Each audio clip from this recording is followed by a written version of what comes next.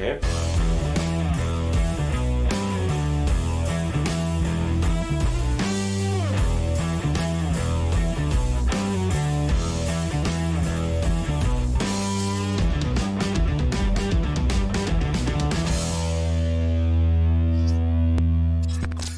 This is episode 6 of the second season of 2OT here on the Tiebreaker Times Vodcast family. 2OT is presented by Smart. Simple, smart, game-changing. Simple, smart kami ni Magu. Smart din naman ang ating guest na kasama ngayong gabi. We are very happy na kahit na late na Magu, sinamahan tayo ng Special Assistant to the President of the Samahang Basketball ng Pilipinas, Coach Ryan Gregorio. Coach Ryan, thank you so much for joining us. Good evening, Carlo, and good evening, Brother Mags, and good evening to everyone. Missed you tonight, man. I miss you too. You did a good one covering the games. 2 games. Thank you. Ang hirap kasi parang feeling ko third wheel na ako agad. Ang dalas nyo magkatrabaho. tapos ako nandito. Hindi nyo ako sinasama. Magka-lab team na kami ni Coach RG. Pero parati ka namang reference because of your stories, Carlos. So you're doing a tremendous job inside the bubble too. Thank you, Coach. Thank you. Marami-rami tayong pag-uusapan tonight. No? We have the first 2 games of the quarterfinals. Pero umpisahan muna natin siguro dun sa malaking balita coming from the Samahang Basketball ng Pilipinas. Coach RG, you announced earlier, your group announced that officially pwede nang magsanay, pwede nang mag-training yung ating Gilas Pilipinas men's pool in preparation for the bubble tournament na gagawin sa Bahrain this coming November. Can you just walk us through how difficult it is right now? Kasi usually, tatawag ka ng players, titraining kayo, dire-diretso, magta-travel, but now because of the pandemic situation, how difficult was it to put everything together? It is very important kasi na talagang we take into consideration the health and wellness of everyone involved in the bubble. Definitely our players, our support staff, and also our coaching staff. So it was really the call of our president, Samahang Basketball ng Pilipinas President Boss Al Panlilio, together with our Chairman Emeritus.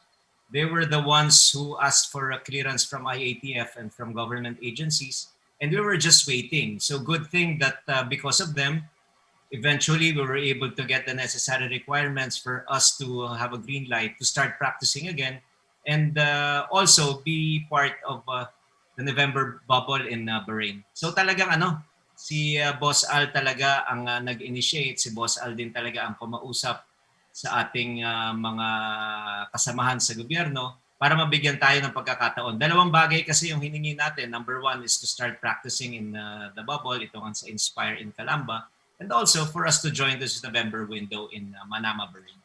Coach RG, from what we understand, dumaan pa sa reconsideration bago na pagbigyan. What were the specifics that you can divulge na to push this over the hump, to get this over the hump na para makuha ngayong approval?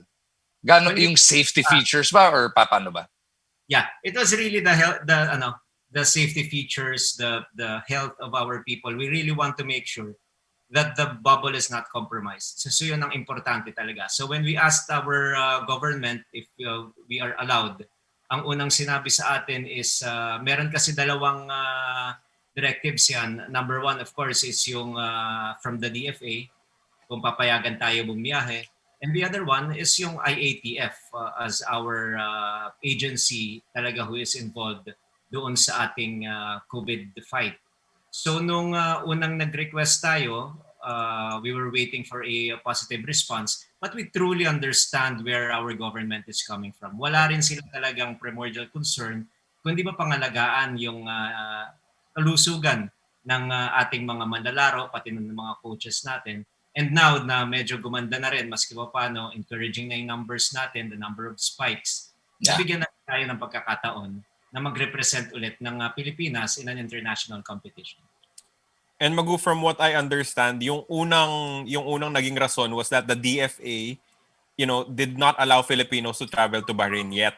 Tapos nagkapalit ng paglabas ng information. After that, they allowed yung travel to Bahrain. As what we saw, si Mark Espejo, yung naging guest din natin dito sa 2OT, member of the Signal HD Spikers, actually traveled to Bahrain as an import, maglalaro siya doon. Kaya nung pwede na mag-travel yung mga Pinoy, magta-travel na rin itong Gilas Pilipinas Pool. Coach RG, ano naman? After that was, of course, you needed the commitment of all of these youngsters to say yes to the bubble, to flying to Bahrain. How difficult was it to convince each and every one? Kasi isa-isa mong kakausapin talaga yan. Maybe even with the schools involved na kailangan mong ipa-buy in doon sa gusto nyong gawin.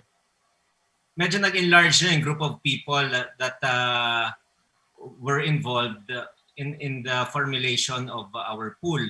Nung una, of course, we were talking to boss MVP, also to boss Al for the clearances and all.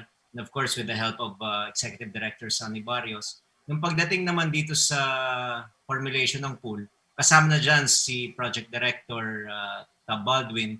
So siya talaga ang nag-pinpoint. Of course, meron din naman kaming masigapanong inputs kung sino ang pwede natin maisama dyan sa bubble. So as early kasi as November of last year, may nabivisualize na siyang composition ng teams ng possible team natin.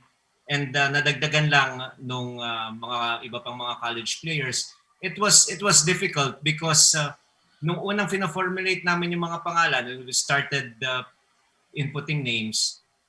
Marami sa kanila wala sa Metro Manila. So iba na mga nasa provinces.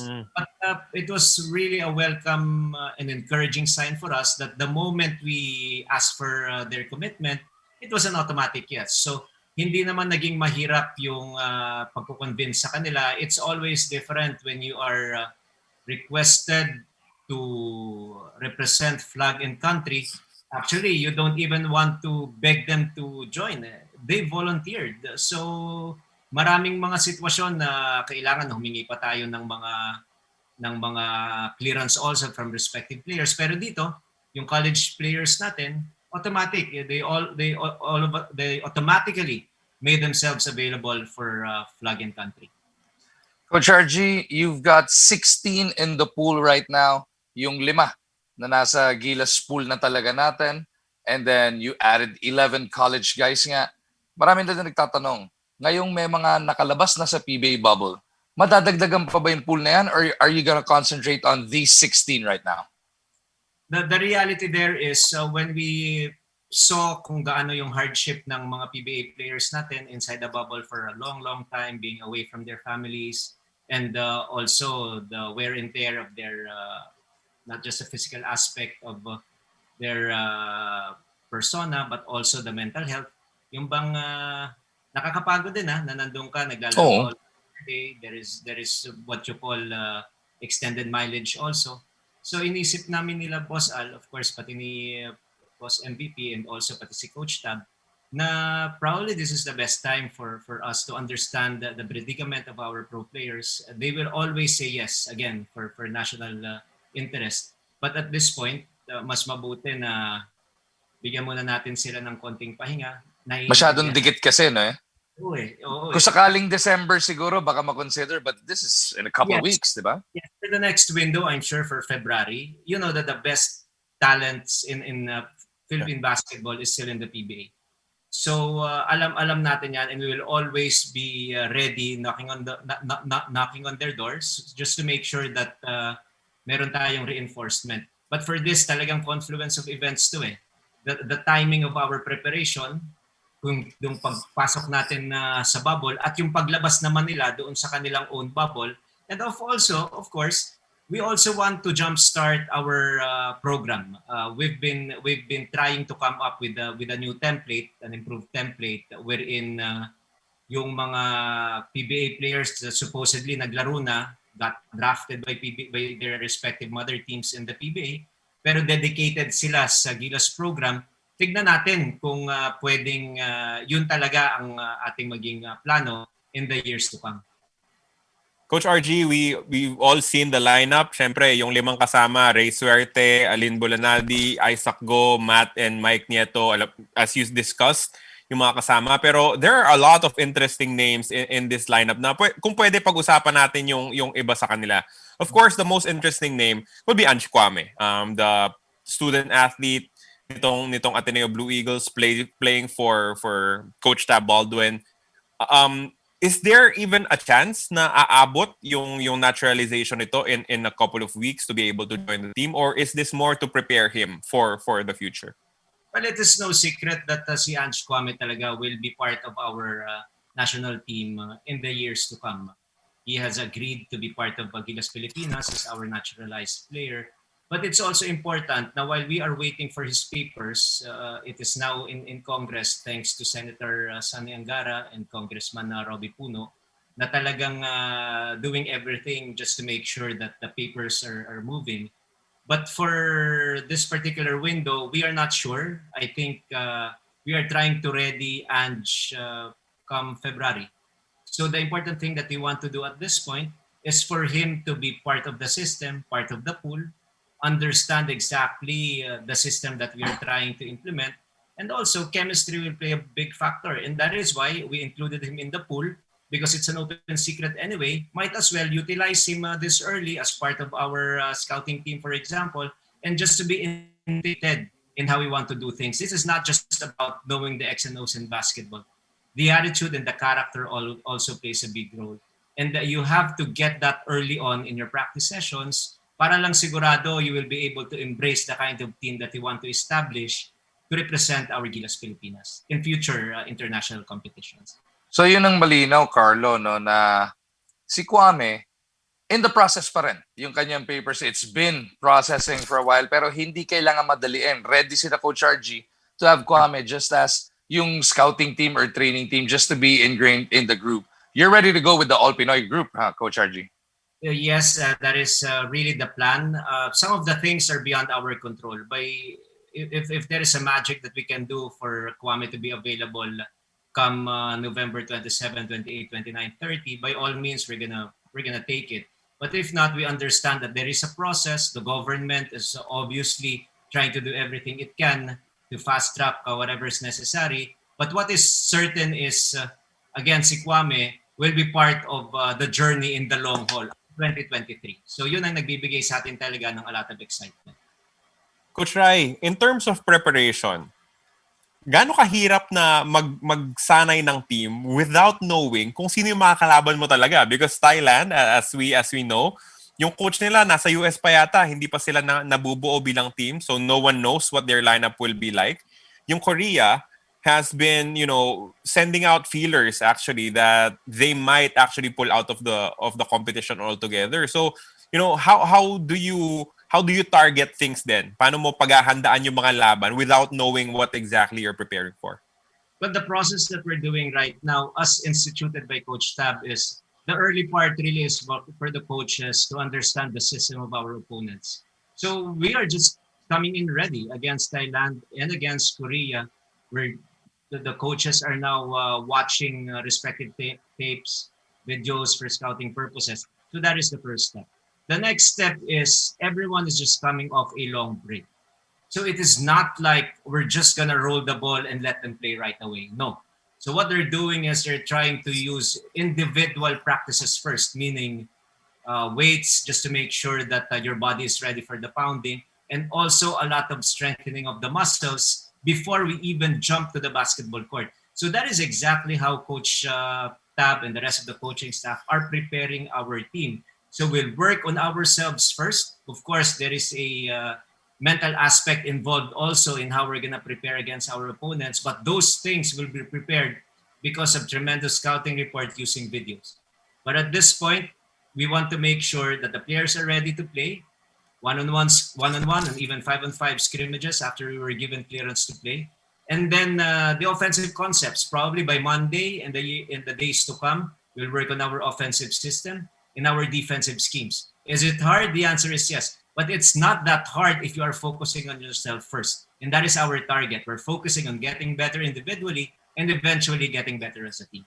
Coach RG, November 27 start neto, no? It is the 13th. That's in exactly 2 weeks from now. Puwera pa yung travel. So, are the kids gonna have enough time? Yun ang question natin. If you're a coach, you always say that nothing is enough. The preparation will always not be enough. You always want to make sure that the preparation time is longer than what you actually have. But we just have to be ready. We're good soldiers. We're ready to take on this challenge. I know that it could have been better in terms of our lead time for preparing our team and also preparing for the coaches to compete at a high level. But at this point, what we want to do really is to make sure that we get back on the basketball court. There is a bigger responsibility for us. And of course, Boss MVP being part of the Central Board in FIBA would like to make sure that the Philippines is represented in our restart. Yun ang mas malalim na kahulugan dyan. Basketball should not stop.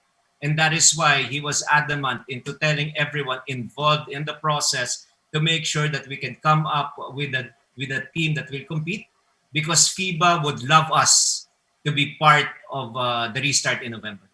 Siguro ang maganda na lang, katulad kinikwento ni Carlo, no? Yung Thailand, wala pa yung coach. Yung Korean, di natin alam kung chino-choy tayo o bait and switch to. Baka naman 3 buwan na pala naghahanda. Pero kung totoong hindi din sila ready, mauna pa pala tayo sa dating na yan. With these 2 weeks, parang nauna pa tayo ng konti, ano? Alam mo kasi, Magu, for me, of course, we feel for the coaching staff and the players. No, they should have had more time.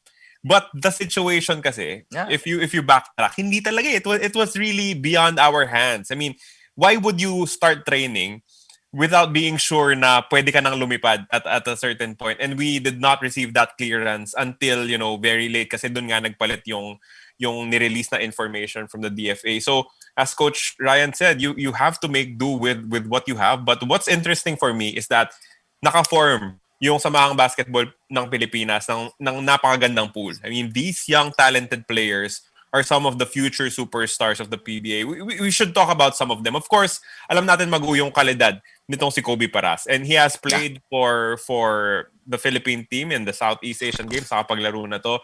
Coach, in terms of, just age, isa na si Kobe para sa mga magiging mas matandang miyembro nitong team na to. Yes, and we're counting on him in terms of veteran leadership. Of course, his track record is also exemplary, having represented our country in a lot of international competitions. There's a certain pride involved every time you wear a Gilas Pilipinas uniform. Talagang nag-iiba, whatever you have in mind individually, you just put it in the back seat and just focusing on winning and having a podium finish.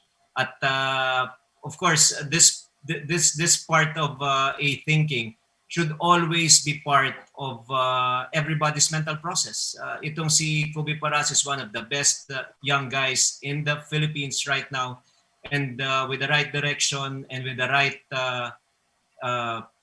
for example, the system that he plays is apt to the kind of playing style that he's used to playing. I'm sure he will be a slam dunk, and it is very important that we put in players who have been there before, and players who have the experience, of course, to play at a high level. Lahat yan meron si Kobe. And the maturity to do whatever is correct, not just on an individual capacity, but also how your individual skills will transform into a team advantage. Yun ang mga importanteng tinitignan natin at this point. Speaking of individual skills, but also team-oriented, because being at that point guard position, how much are you looking forward to Juan Gomez de Liaño making this lineup? One of the best that I've seen in terms of his age group. And he would be a good complement to the stability of Matt Nieto. He is probably a little more athletic in terms of flying high and going for slam dunks. But at this point, what we want to do is making sure that whatever skill set you have will be kumbaga, akmang-akma doon sa sistema gusto natin i-employ. So we're seeing a lot of good things also for Juan Gomez de Liaño. He has represented our country before too. And if you talk about his skill set, he is one of the best in terms of ball screens, in terms of just shooting from the outside also, and doing a lot of things as a shot maker. But what he needs to do is to be a playmaker. So those are different things. If you're a shot maker, that means you're only concerned about yourself.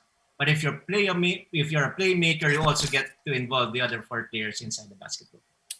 Yung may balita tayo recently was itong si Dwight Ramos, because TNT active consultant si Coach Mark Dickel actually spoke volumes about Dwight Ramos and how he can, go into that team and get the 3rd Ravenna role. yung athletic three who can dribble, who can shoot, who can do a little bit of everything. We've seen it. We've seen glimpses of it. How big a part yung lalaroin ni Dwight Ramos for this team, Coach Rai? He will also play a big role because we need somebody who can play off the ball, who will do the dirty job, getting offensive rebounds, hustling for loose ball situations. And what he has really is quick feet. A lot of people are misconstruing height and even heft in getting offensive rebounds. But in reality, is getting offensive rebounds really entails quick feet. And that is what he has. And aside from that, he's stocky enough to bang bodies inside for defensive positions and also good enough to shoot and medyo polished na rin yung offensive skills niya. And I am not surprised why active consultant Mark Dickel is really speaking highly about this particular player. And under the system of Coach Tab Baldwin, it is very obvious. It is not always the best players who will win him games. It is the players who will fit in the best. And that is why we know exactly the kind of complement that we have to ensure that our chances of winning is increased. Again, not because of individual talent, but because of those individual talents combine it with team effort, and that is success for us at this point. Speaking of guys na sanay na dun sa system, talon muna ako dun sa limang Carlo. Yeah. I know you wanted to focus on the college guys, pero si Isaac Go, galing na kay Coach Tab. He's a big man who can shoot. He is sobrang sanay na sa system ni Coach Tab. He did come from that system, as we mentioned. And miyembro na talaga siya nung Gilas natin, the Gilas 5 that's already there. How big a role is Isaac Go going to play in this? In terms of height, he's probably going to be the tallest player that we have. In terms of heft, probably also he can bang bodies inside, provides a lot of physical presence also inside the paint. And what is nice is he's a floor spacer. In international competitions, and even the way the PBA basketball is revolutionized, the big guy is also now allowed to shoot from the outside. And that is what he brings to the table. But apart from the things that I said, what I like the most about Isaac Go is he knows how to play basketball. I mean, he's not flashy. He gets a job done. He knows exactly how to set screens. He understands angles. He understands positions to set screens. We've got a lot of ball screen players in the team. So if he gets those guys open, you know that the quicker guys with the ball will always have an opportunity to go for layups. But when the defense collapses and he steps out and shoots that three, there is also a big possibility for him to nail it. So those are the things that we're seeing right now. We're seeing it when they were playing in college basketball. That is exactly what made the Ateneo program so successful. And when you talk about Ateneo players, I'm sure they've embraced the system so well and they know exactly how to read and react. Actually, yun yung isa sa mga kailangan natin pag-usapan, no, Magu? Because a lot of these players are either from Ateneo and then are from UP. A giant share of them are actually from Ateneo. And I think it's because of the time constraints. Correct me if I'm wrong, Coach Rai. But dahil limitado na rin yung oras na pwede kang mag-training to get familiarized with each other. Was it a consideration to get players already familiar with the system of Coach Tab Baldwin? In all reality, it was not a consideration. I mean, Coach Tab was really open into getting players who he thinks will fit into the kind of system that he wants to employ. So we've got players from LaSalle also, Baltazar is playing for Baltazar, yep. Yeah, Coach Tab really is so impressed with the skill set of that player. So hindi naman natin sinasabi na kinukuha natin yung Ateneo players just because of familiarity. It helps. It is an advantage, but it doesn't mean that that is the reason why they ended up as part of our pool. And in contrast, yung mga players, for example, from UP, they don't know exactly the system of Coach Tab, but they are part of the pool. So as far as we are concerned, together with the leadership and the decision makers of Gilas Pilipinas, we feel like this is exactly the kind of team that will help us, at least in the coming window. And let us see if they are here also for the long journey. You have to remember that our focus is 2023. So in as much as they're part of our pool right now, it doesn't mean that they're going to be part of our pool forever. They still have to fight. They still have to grind it out with the rest of the guys. You know that there are people coming in also in the coming years. So we'll see. But as far as we are concerned right now, the 16 will definitely be competitive for the next window. Coach RG, kinuwento mo na yung big men na kailangan, big men that can shoot more in particular, guys who can set screens, guys who have to be familiar and have to be adaptive to the system. But of course, we're talking about international basketball. Yung Thailand is Thailand, hindi sa pagiging mayabang or ano, dahil nakikita naman natin sa SEA Games, kahit college kids, hirap sila sa atin. But merong Korea, merong possibility of Korea, and shooting will always be, we have to always put a premium on shooting. How about the Cebuano kid, Rey Suerte? Is he ready for this stage? Yun yung malaking, the guy can play. The guy can flat out shoot, he can score, but is he ready for this stage? Gilas na to, Coach RG. Yes. Well, for one, I don't think it is right for us to say that Thailand, for example, is going to be an easy game for us. We've seen their development. They're coached by a very good American coach. And when I was scouting their team also, and the coaching staff were also scouting, we were exchanging notes, and I was telling Coach Tab, we cannot be sure about Thailand. They're a much better team than how we viewed them historically. And that is because of development. That is because of a lot of upgrades also in their basketball skill set. So those are the things that we have to be worried about. We must come in against Thailand thinking that we're the underdogs. I know it's probably toxic positivity. It feels like we're just trying to be underdogs at this point, but that is the reality. They've been playing for a longer period of time. They've represented their country as a whole for a lot of times historically. So that is how we want to come into the game. We want to be mentally prepared, and that is the kind of perspective that we want to play. Korea, yes, always been a tough competition for us because of two things: their discipline and their outside shooting. You know exactly what they're gonna do, but for some reason they're still capable of doing it because they just love doing the same things over and over again, like clockwork precision. The best part, is what I've said, is their outside shooting.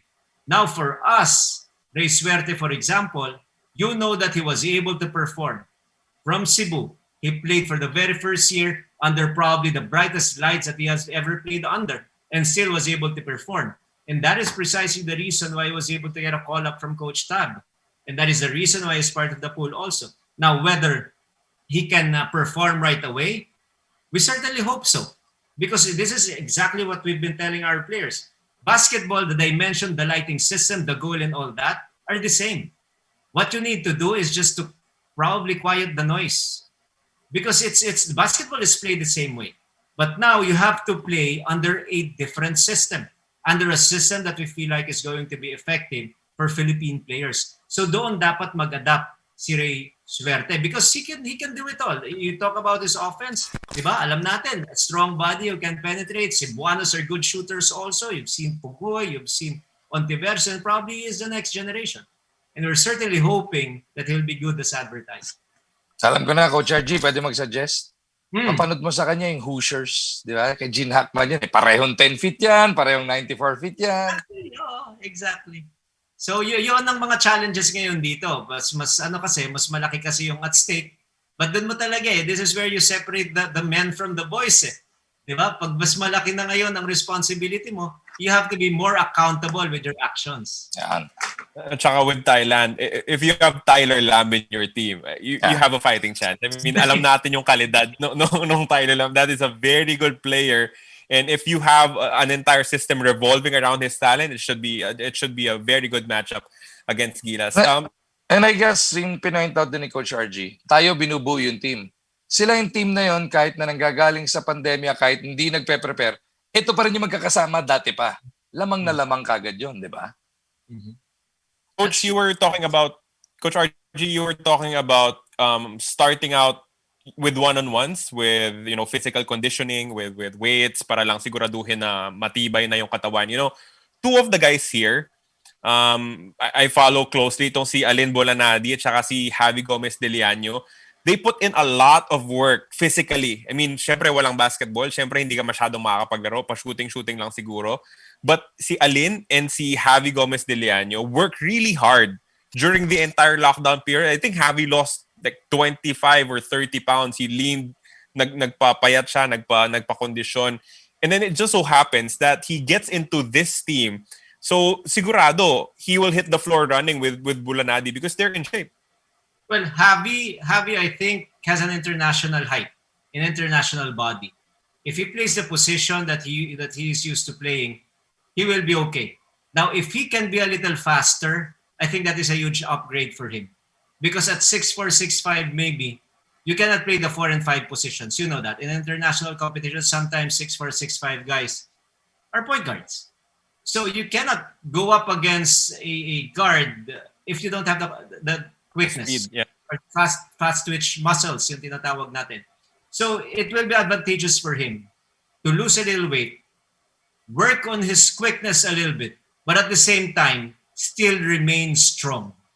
So yun ang importante sa kanya. He probably worked out a lot of times inside the gym, probably by lifting weights and all. But you know that at some point, you have to be basketball ready. And that is why we are making sure that slowly but surely, of course, everything is fast-tracked. They have to do it probably in 48 hours. Nung before ba ma-approve na papasok na sa bubble, ganito, ganon, did you tell your prospects to ramp up their individual workouts at home? Nagzo-Zoom workouts pa sila with the coaching staff or management, or talagang ito pa lang talaga yung simula? Well, starting this year, we have this Viper thread and I was also included. Nandun yung mga 5 players natin that we drafted. Nandun yung mga coaches and all. And almost every day, they have to send exactly what they're doing for their individual workouts. So we just wanted to make sure that there is no violation. They're not going to practice because it is not allowed as a team or as friends. It's not allowed by IATF. But it doesn't mean that you're just going to be stagnant. And that is probably the reason why ito si Allyn Bulanadi has also worked tremendously on his body. Because you take a look at Allyn, he's probably one of the best shooters in the collegiate level right now. He reminds me doon sa mga shooters sa atin dati, probably Alan kay Dick in the future if he becomes better, even Jeff Chan. But he lacks the thickness. And if you lack the thickness in international competition, chances are mababakli ka. Diba? So Santulak lang sira kagad ang form, ano? I remember Coach Tab was saying when he was showing his workouts, and this is sabi ni Coach Tab, you have to do it 2 ways. Meaning, if you're just working on toning, then lift light weights. But if you're working on bulking up, try to make your weights heavier, and you will see in the succeeding videos by Allyn, medyo bumibigat na yung dinadumbbell niya. So malaki rin yung very positive yung kanilang responses doon sa teaching talaga ng mga coaching staff.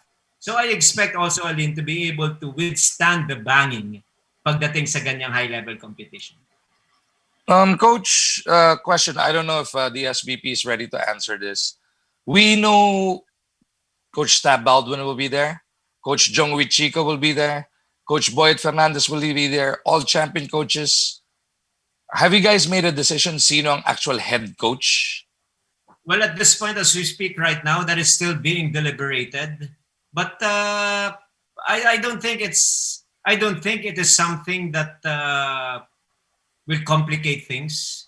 The system that we're using will be the system of Coach Tab. So all the coaches must be able to adapt. So aside from the 3 guys that you mentioned Coach Tab, Coach Jong, Coach Boyet, Coach Alton Lister will also be involved in the entire scheme of things. And Sandro will also be there, very familiar with the Ateneo system. May isa pa akong champion coach na naisip eh. Mm-hmm. Kilala mo yung Ryan Gregorio? 3-time champion daw yun. He has retired. But every now and then, I still enjoy. In fact, I still enjoy talking about basketball. It is still in my system. Every time we do games, for example, sometimes I forget that I am not just a commentator. Sometimes I think some people sometimes. Coach Rai, people have been asking about the schedule, no? Sabi nila yung Indonesia may Leicester Prosper, but you have to understand that for this particular window, we are not facing off against Indonesia. The schedule is, at least right now, the soft schedule is November 26 against Thailand, November 28 against Korea, and November 30 against Thailand again dahil dun sa unang na-cancel natin, na-postpone na game that we were supposed to be hosting. So that is 3 games in 5 days. So that requires, a ton of cardio, of preparation. And parang pumapasok parang sakto that we are sending younger guys into a competition like this na it's more of a sprint. Yes, that is also part of the decision point. And ano lang talaga when we were talking about it together with our bosses, talagang it was a long overdue start of the program that we wanted to implement. Diba? Talagang na-park tayo ng mahaba. And this is the best time really to check whether this will work. And nangyari lang kasi that, alam mo, another thing that probably you don't understand, there is a quarantine feature also that is very important when you enter the bubble. So, bago tayo pumunta, for example, sa Bahrain, mayroon number of days that you have to be quarantined, you have to be tested. When you reach Bahrain, you also need to be tested once again. So ang lalim at ang haba ng proseso. Kaya we just made sure na ilagay na natin sa bubble yung mga players natin. Para when FIBA asks if we quarantined our personnel, the answer is a resounding yes. Yes, we did. And we have pieces of evidence to back it up. And so, at the same time, complete focus doon sa mga players involved. As of now, Coach, kailan ang lipad ng Gilas papuntang Bahrain? Binanggit mo na nga, everybody's gonna be in the bubble. So kaano man yung minimum quarantine nila before umalis, matutupad na. Pero yung pagdating doon na quarantine, katulad sa PBA, di ba? 5 days home quarantine, pagdating mo doon, 2 days quarantine ulit before you can actually just practice. Ito, games na kagad on the 26th, di ba? Yeah. We're looking at, I think, 3 to 5 days before the actual tournament. We should be there already. Because, of course, the travel is long also. So that's in 8 days, di ba? Yes. We're looking at mga 22 to 23 siguro, maximum 23. Because it's a 9-hour travel also. And there are protocols that we need to follow. Again, it's an extraordinary situation for everyone. Kaya I also want to ask and beg the indulgence of our people to please understand that this is not gonna be an easy task for us. Meaning, ang dami talagang sumasakripisyo, ang daming mga bago. It is a new normal that we are also trying to institute, and we just hope and pray for patience and understanding from everyone. Na ako matanong Parang nasagot na natin ni Coach Ryan. Pag si Coach RG tinanong mo, magtanong kang isa, yung next question mo nasagot na, kaya mauubusan ka Naabangan na mauunahan ka ni Coach Patay tayo dun Yun na nga, magtanong kayo sa esports. Oo nga, may bukas na Coach. Bukas na yan. Esports, nung nakaraan, nag-FIBA esports din. 5 game, puro Indonesia kalaban. This time around, 3 beses makakalaban yung Indonesia, 3 beses makakalaban Australia, Coach RG. Yes. So there is a different level of excitement dyan. Alam mo, tuwan-tuwa din ako dyan sa esports yan. I play that every day. And then, sinasabi ko nga sa mga kaibigan ko, ano yan, di ba? 2K? Yes, sir. Sinasabi ng mga kaibigan ko, ang tinatanong ko sa sarili ko, sino ba mas normal? Yung 17-year-old anak ko na naglalaro gabi-gabi o yung 48-year-old na tatay na gabi-gabi? That only goes to show na talagang, I know the sport. I play the sport and I have a different kind of enthusiasm every time we play that. And I feel like this is one sport talaga that we will really excel. But of course, the games tomorrow will be very important. Naghanda na rin yan Indonesia. So the next question is, you think it's going to be harder for us as Australia is there? The answer is yes. Medyo mahirap din kalaban yung Australia na yan. We've played 2 scrimmages. May mga ano rin pala yan. May mga yes, sir. Yan. And we split it 1-1. So that generates more interest for our people to follow itong weekend na to. Itong esports natin versus Indonesia as what you've mentioned and also against Australia. Of course, leading our team dyan sa FIBA esports natin, ano? Real Polog, ano to? NBA draftee. Real Polog, every NBA draft eligible, NBA 2K draft eligible si Real Polog. Philip Herrero, of course, mga mabibigat na pangalan na to sa local scene. Not just sa local scene, Asian scene. Clark Banzon is always there, and Custer Galas, and Aljon Cruzin, and some new guys in Rocky Branya at etong si Arnie Season. Ito yung nagko-compose ng team natin ulit. Ano? Under Coach Knight, of course, etong esports natin. Bukas ang simula ng laban, 6:30 p.m. on the SBP Facebook page. Huli natin nakita, Coach RG, yung sa international stage, itong team natin na to sa 2K, sa The Pacific, Korea na kalaban. Akalain mo yung Korea, naglaro na parang totoong Koreano? Yung ball movement nila, tsaka puro tres, grabe yung ginawa. And for the first time in a long time, and I'm talking about a long time, natalo tayo in a major competition on the Asian stage. Kasi 4-time defending champion ng Pilipinas dyan sa Asian stage. So ito, gigil sigurado, Carlo, na bumawi yung esports team natin.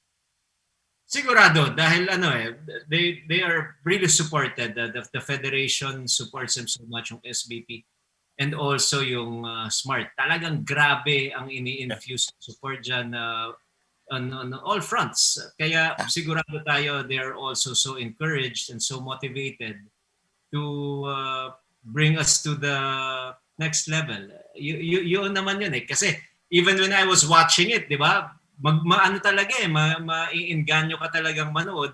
Pero ang importante kasi diyan talaga yung bang enthusiasm mo every time you know that you're representing flag and country. Iba talaga yun Iba talaga. So maski hindi ka kalakihan, hindi ka katangkalan, may chance ka talagang mag-excel dito sa esports. Actually, was it before nung The Pacific or before nung FIBA Esports Open, Carlo? Nung FIBA Esports dati, na naging bisita na natin sa 2OT, and every single one of these guys, sobrang proud niya na hindi lang yung club teams nila nire-represent nila, Pilipinas na as a whole yung team name nila. Ang bigat nun, di ba, Carlo?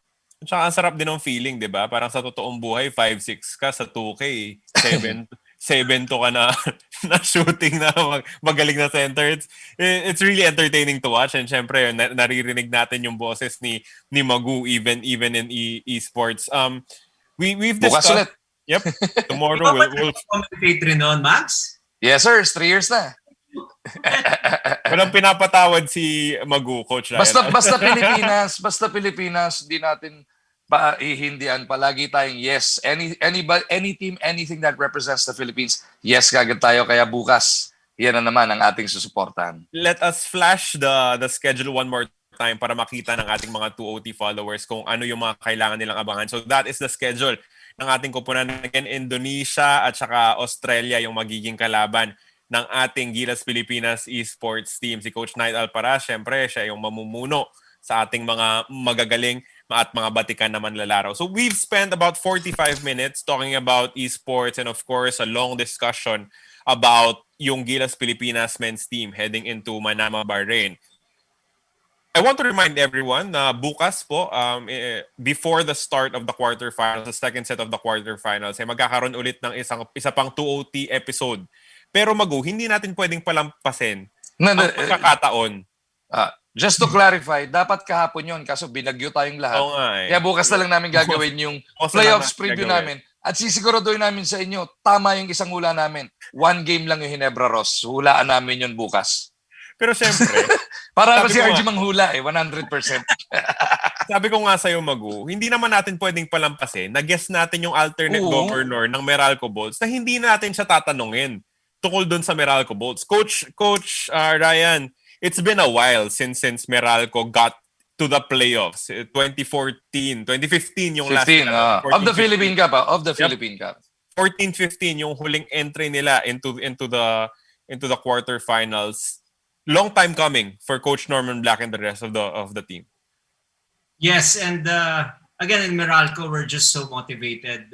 We're just so energized that we're seeing itong Meralco figure prominently in the All-Filipino Conference. And kudos, of course, to the able coaching of Coach Norman Black. I feel like is really coaching the best basketball, especially in the All Filipino Conference, and you can just see it in the track record of the Bolts. What I like the most is the combination of his veterans led by Rey Hugnatan, who's still performing at that optimum level. Just fantastic to get a lot of mileage from that guy after playing for more than 20 years of professional basketball.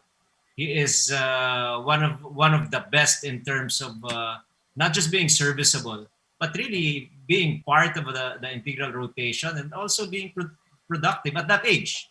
Okay, and the other one is the rookie naman na si Aaron Black.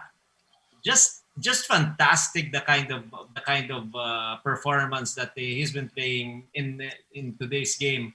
Again, he exemplified a lot of positivism and also good shooting from the outside. So for Coach Norman, what we're seeing is just a balance, a combination of veterans also wanting to win another championship, and of course the not so old, not so young like the Cliff Hodges and Newsomes and all that, who wants to be part of the semifinals in an All Filipino Conference and also probably win a championship. And the rookies and the sophomore players. Bong Quinto, I think, is one of the best second round picks ever to play in the PBA. And of course, pati ito si Travis Jackson once in a while, we're seeing glimpses of his brilliance inside the basketball court. Baser Amer also is playing more stable. And I feel like every time he shoots well and then produces offensively, there's a bigger chance for us to win.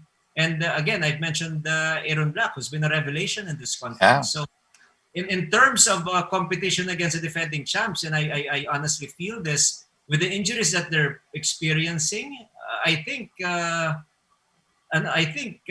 is an opening for other teams really to get this All Filipino Championship. And now that Alex Cabagnot is hurting, that's a huge blow in the campaign of San Miguel. Coach RG, I think it's worth pointing out din na yung kampanya ng Meralco twice to win disadvantage nga. Pero I think this is the first time ever na 5 nagtie sa third place. And it was just the quotient that put them in the twice to win. You know about this, Coach RG, mga nadidisgrasya sa quotient. Pero ang pinakamaganda dito, twice to win nga kanina dahil 5 sila kalaban 4. But they did not look like they were just happy to be there.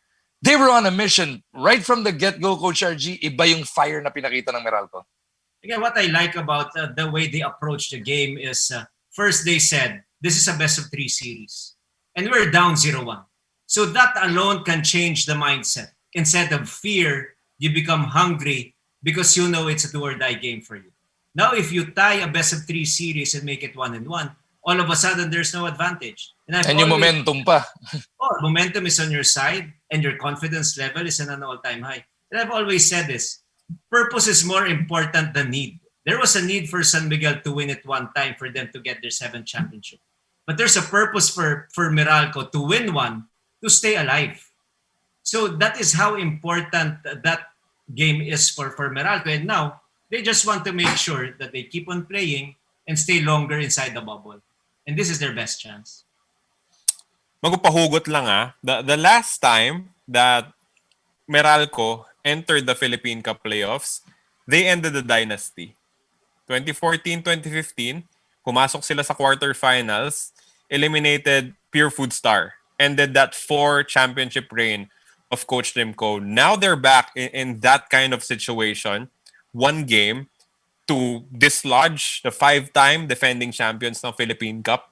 But Coach RG, coming from a coach, how do you protect your players from that kind of thinking? And parang make them focus on the game instead of the repercussions that could possibly happen if they pick up the win? Well, stay in the moment. That has always been the common refrain from coaches. You don't want to look too ahead of yourselves, otherwise you might drown. You also don't want to think about the negative things that has happened to you because those are just learnings. So what you need to do now is at least at the back of your mind, you know that you can compete. And it is not just pure competition. You can actually compete and win. And that is what they brought in terms of confidence and actual positive thinking going into their sudden death game. They've done it. They can do it again. And they know exactly that the manpower complement is not complete. So basketball eh, di ba? Yung alam mo yung kalaban mo vulnerable, tapos ikaw sariwa, ikaw gutom. So pagpasok mo ng laban, alam mo, it takes one win for them to go and win and go to the semifinals. And you're not at a disadvantage also because you're not gonna think about you've won one because that practically just equaled the game. So what you can have is one for them, one for me. It's better us than them. Ang ganda nga nung sagot ni Newsome sa best player interview. No? First half pa lang daw yun. Lamang lang daw sila sa first half. May second half pa pagdating ng Sunday. Ay, Aaron Black rather. Yes. Aaron Black sabi niya. First half pa lang yun sa Sunday second half. Pero Coach RG, putting your commentator hat on now, etong San Miguel, sugatan na nga. Sa dami na nang nangyari sa kanila, coming to this point, do or die game, you've still got an Arwin Santos there, a former MVP. You've still got a Ross. You've still got a Lassiter. Three of those guys, those three guys, they're going to be out to prove that they still got it. And you've got a Mo Tautua who was trying to prove that he belongs on this stage. Gano'n ka nakakatakot yung San Miguel with their backs against the wall? That is true. You cannot count them out. And usually, if you get into this situation, you look at the things that has happened to you positively and try to recreate that in your mind. The hardest thing that happened to you, and obviously, those things will help you as you approach the following game. And there is no better team. There is no other team that came back from a 0-3 deficit. So kailangan lang ibalik nila yon ng ibalik. Of course, the situation is so much different. The manpower complement also is not the same. You don't have an Abay. You don't have a Terence Romeo. Of course, Terence Romeo is just playing just great basketball for his team. Unfortunately, he got hurt. And now the hamstring injury. But I'm certain if Cabagnot is ready to play even at a 60% pace, he will definitely play. So for San Miguel, they know that they're still capable of winning. The game is played 5-on-5 and they feel like they have more than 5 players who can compete and fight for the championship. And there is a bigger responsibility for them to not just enter the semifinals, but to protect their championship. So ganun din sila mag-isip. Kaya I'm sure they are compelled to do whatever is necessary for them to win and survive Meralco Balls. Oh, should be a good matchup come Sunday. Yan po ang schedule at 6:45 p.m. Game 2 of the series between the Meralco Bolts and the San Miguel Beermen. Siyempre bukas, yung kabilang bracket naman, the Magnolia Hotshots going up against Phoenix Super LPG, TNT, Tropang Giga versus the Alaska Aces. Coach RG, I'm sure you'd agree. Ito na siguro yung pinaka-balancing quarterfinals that we've seen in a long time. Because even if the 4 bottom teams ended up upsetting all of the top 4, walang magugulat masyado because the level is just, almost equal throughout the playing field. Yes, yung 8 natin, they were separated by no more than 2 wins. Even the Ginebra against Rainier Shine ended at 6-5. Itong Ginebra ended at 8-3. So there were like a lot of teams tied up at 7-4.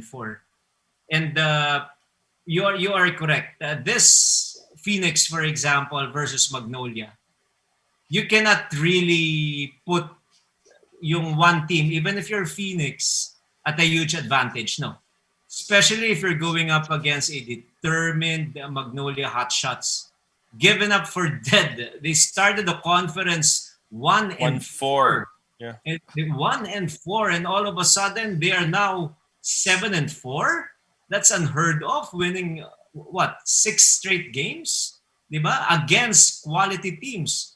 So I like the way Magnolia is preparing for this one. They know exactly that all they need to do is to play their brand of basketball, and they will have a chance to play. And what is that?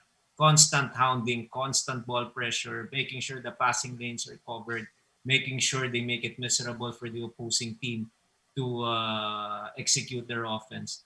They don't really care kung sinong kalaban nila. What they care about is how they're gonna play. Which Magnolia is gonna play? Is it the natural Magnolia with the skill set of champions or a pretender? Obviously, the first 6 games that they played or first 5 games that they played, those were the pretenders. Ito, the genuine and legit Magnolia team we're seeing in the last 6 games. Tandaan din natin, Coach RG, nung last season, 2019 in the Philippine Cup, 1-4 din yung Magnolia but made it all the way to the finals.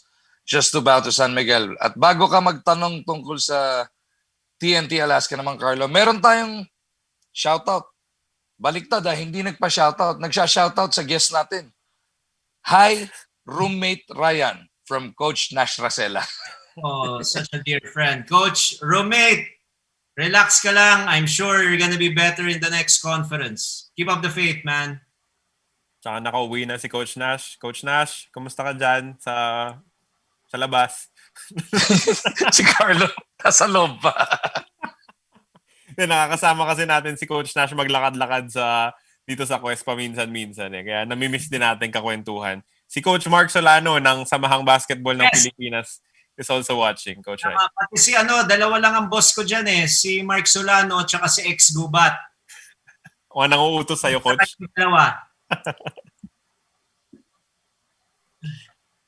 Magu, you have one more question for Coach Ray? We've gotten his thoughts on the Magnolia Phoenix mini-series. How about TNT and Alaska? Ito nga, Lato puro 7-4. Tandaan natin, tabla-tabla to, quotient lang ang nagbigay ng pagkakataon ng twice to beat advantage at twice to win disadvantage. You see this one, TNT and Alaska going to sudden death? It's gonna be a good one also. You look at the trajectory of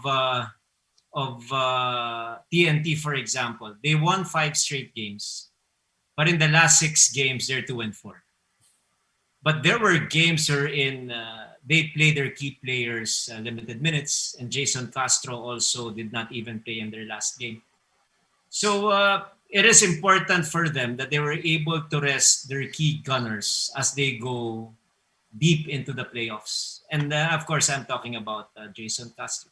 They've been challenged in the last 6 games.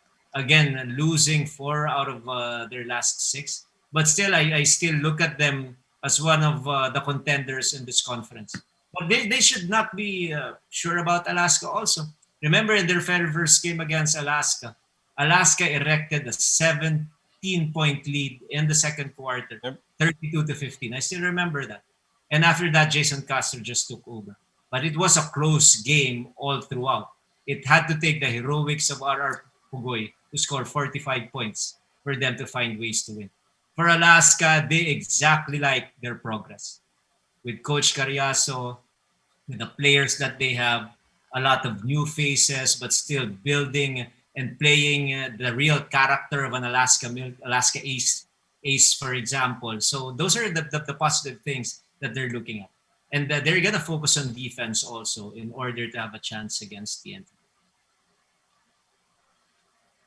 Yan, wala na naman ako masabi, Magu parang tinapos na ni Coach Ray yung episode natin para bukas Napakahirap mag-follow up dahil binubuo ni Coach RG, hindi mo kailangang sundutin pa May tanong pala ako, Coach. San mo naging roommate si Coach Nash? When we were in Seville. Iran? In Seville. Sevilla. That was World Cup. So World Cup. And we actually became very, very close after that. We just breathed and ate, and even before sleeping, it was all about basketball. Alam mo, Magu and Coach Ray, any combination of the teams that are still in contention should make for an epic semifinals here in the Philippine Cup. Kahit anong kombinasyon nung 7 na lumalaban pa, may it be Ginebra versus San Miguel or Ginebra versus the Meralco Bolts, and then whatever combination happens in the other bracket should give us a very interesting semifinals, and we're excited to catch all of the action na syempre maririnig natin si Magud, si Coach Ryan calling some of the games. Coach RG, ikaw bukas na? Yes, I'm doing it tomorrow with the Tito Charlie. Yeah. Tito Charlie. Yari ka kaya horny. Coach Ryan, once again, thank you for always being available. Syempre, representing as alternate governor of the Meralco Bolts, and right now, as a special assistant to the president of the Samahang Basketball ng Pilipinas. We wish our team and all the best sa kanilang preparasyon. Yes, again, thank you for this platform. Thank you for the opportunity to speak to everyone. And majority of the minutes that I ate in this particular episode really talks about our Gilas Pilipinas. And I've been telling everyone, even from our friends in media, that when you talk about Gilas Pilipinas, lahat tayo magkakakampi. So as much as, of course, we can be competitive, we know exactly feeling natin, alam natin kung anong formula. You have to understand that this is still part of trying to learn exactly what kind of a team we're trying to form for 2023. So this is a long, arduous process. Pero ang sinasabi ko nga parati, basta Gilas Pilipinas, magkakampi tayong lahat.